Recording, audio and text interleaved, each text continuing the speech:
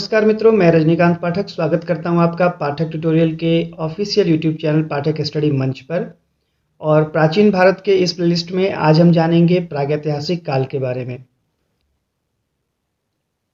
आज हम समझेंगे कि प्रागैतिहासिक काल में किस प्रकार से लोग रहा करते थे और परीक्षा से संबंधित जो महत्वपूर्ण बातें हैं यहाँ आपको बताई जाएंगी। देखते हैं प्रागैतिहासिक काल कैसा रहा था। भारत का इतिहास प्रागैतिहासिक काल से प्रारंभ होता है। इस युग में मनुष्य ने खाद्य उत्पादन आरंभ नहीं किया था। इसी काल में हिम युग था और इस काल का कोई लिखित प्रमाण या लिखित विवरण उपलब्ध नहीं है। मानव अफ्रीका से निकल करके विश्व के अन्य भागों में उसका विस्तार हुआ है।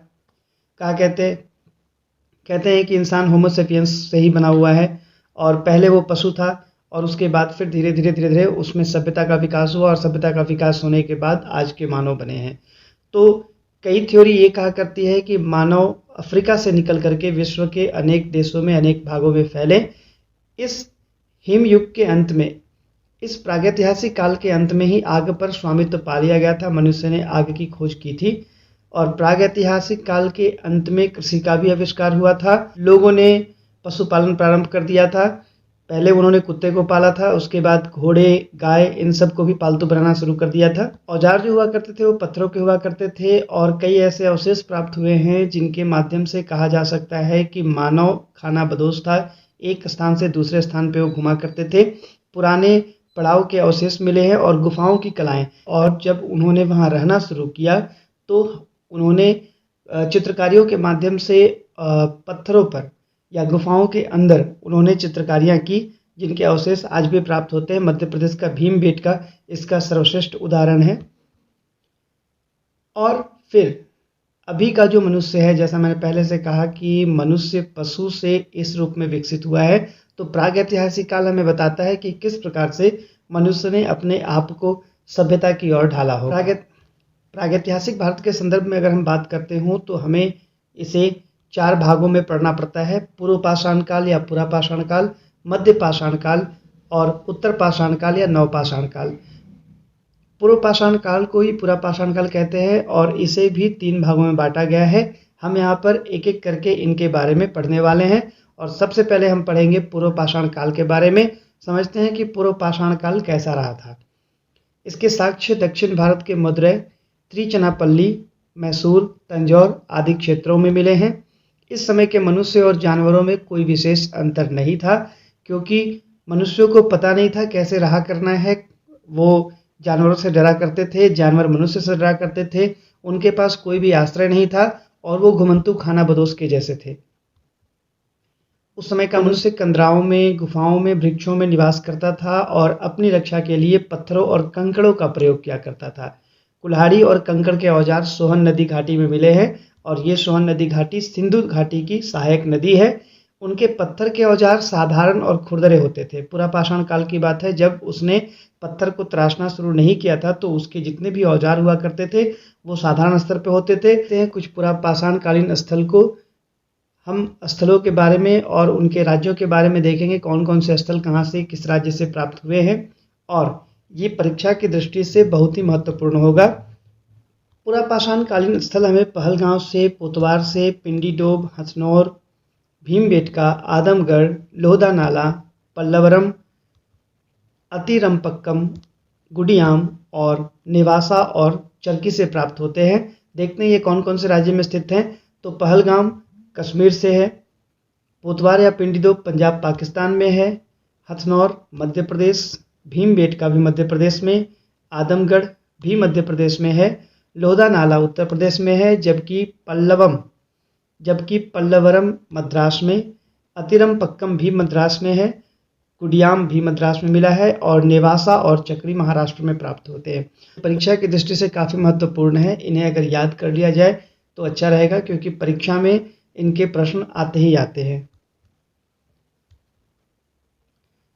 अब आगे बढ़ते हैं। हम देखते हैं मध्य पाषाण कालीन स्थल कैसा था। इस काल में पत्थरों के औजार बनाए जाने लगे थे।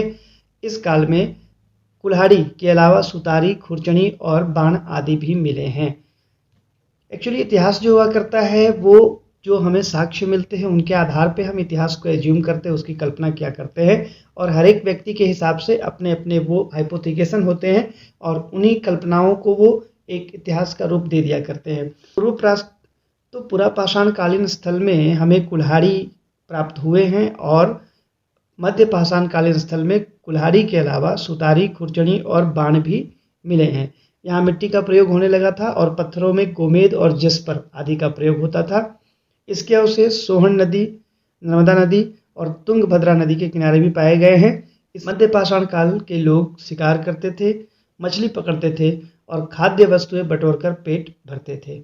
मध्य प्रदेश के आदमगढ़ और राजस्थान के बागौर पशुपालन के प्राचीनतम साक्ष्य प्रस्तुत करते हैं और मध्य पाषाण काल का महत्व मोटे तौर पर देखा जाए तो 9000 ईसा पूर्व से 4000 ईसा पूर्व तक बना रहा। इस सेशन में उन्हीं चीज़ों को सम्मिलित किया गया है जो कि परीक्षा की दृष्टि से महत्वपूर्ण है, तो अगर आप इनके नोट्स बना लेते हैं तो काफ़ी हेल्पफुल होगा और ये नोट्स एग्जाम के क्वेश्चंस के ऊपर ही बेस्ड किए गए हैं।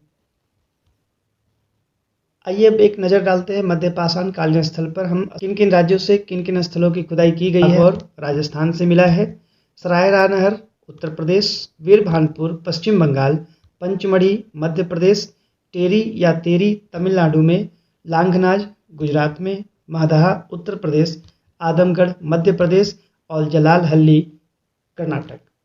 तो ये कुछ ऐसे स्थल हैं और राज्यों के नाम हैं जो कि परीक्षा की दृष्टि से काफ़ी महत्वपूर्ण है। बढ़ते हैं आगे और देखते हैं नवपाषाण काल की स्थिति क्या रही थी। लगभग 7000 ईसा पूर्व इस युग का प्रारंभ भारत के लिए बताया जाता है और इस काल में निर्मित हथियार जो थे वो पहले की अपेक्षा उच्च कोटि के थे। हमने भी देखा कि पुरापाषाण कालीन जो हथियार हुआ करते थे वो पत्थर के होते थे, लेकिन उनमें कोई नक्काशी नहीं होती थी, वे खुरदरे हुआ करते थे और मध्य पाषाण काल में उन्होंने उसे संभाल कर बनाना शुरू किया। लेकिन नवपाषाण काल में जितने भी हथियार बने वो उच्च कोटि के हुए। इसमें मनुष्य अधिक सभ्य हो गए, दीवारें बनाई और इसके अलावा पेड़ की शाखाओं और जानवर की हड्डियों से उसके छतों का निर्माण किया और उसमें रहना प्रारंभ किया।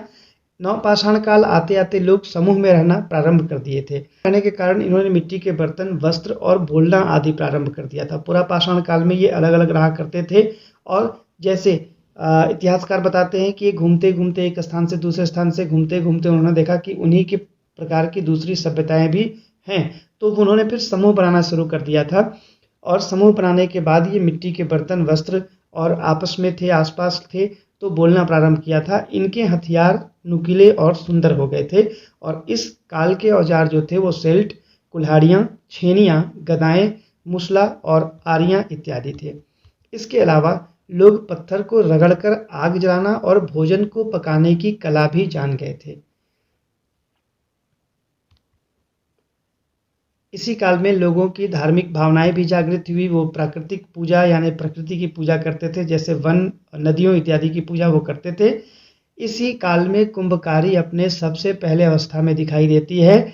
मिट्टी के बर्तन उन्होंने बनाना शुरू कर दिया था और वे गेहूं, जौ, धान, कपास, रागी और कुल्थी पैदा करते थे। धान के बारे में कहा जाता है क्या कि धान प्राचीनतम फसल थी। ऐसे साक्ष्य धान के बारे में कहा जाता है कि धान प्राचीनतम फसल थी, इसके साक्ष्य प्राप्त हुए हैं। लोगों ने खेती, बुनाई, कुंभकारी, भवन निर्माण, पशुपालन, लेखन आदि की कलाओं का विकास किया था और वे मसालों के लिए सिलबट्टे का भी प्रयोग करते थे।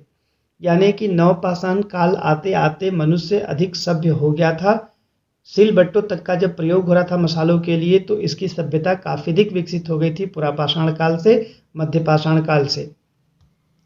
और वन और कृषिजन्य दोनों प्रकार के चावल के साक्ष्य मिले हैं। वन्य का मतलब होता है जो जंगल में चावल उगते हैं उनकी क्वालिटी कुछ और होती है, और कृषिजन्य यानी कि आसपास जहाँ वो रहा करते थे उस आसपास के एरिया की सफाई करके जब वो खेती करते थे तो वो कृषिजन्य चावल हुआ करते थे। तो कृषिजन्य चावल और वन्य चावल दोनों प्रकार के चावल के धान के साक्ष्य मिलते हैं और बताया जाता है कि धान सबसे पुरानी फसल रही होगी। तो ये कुछ जानकारियां थी प्राग ऐतिहासिक काल से संबंधित जो कि मोस्ट इम्पोर्टेंट थी। आप अगर इनके नोट्स बना लेंगे तो इससे कई प्रतियोगी परीक्षाओं में आपको एक सहयोग प्राप्त हो सकता है। इसके अलावा जो हमारे सीरीज चल रहे हैं जिसमें कि 10 और 15 प्रश्नों का हमने प्रति सेशन में रखने की कोशिश की है, उन माध्यमों से भी आपकी एक अच्छी तैयारी हो सकती है। तो मिलते हैं अगले सेशन में, तब तक के लिए नमस्कार, धन्यवाद।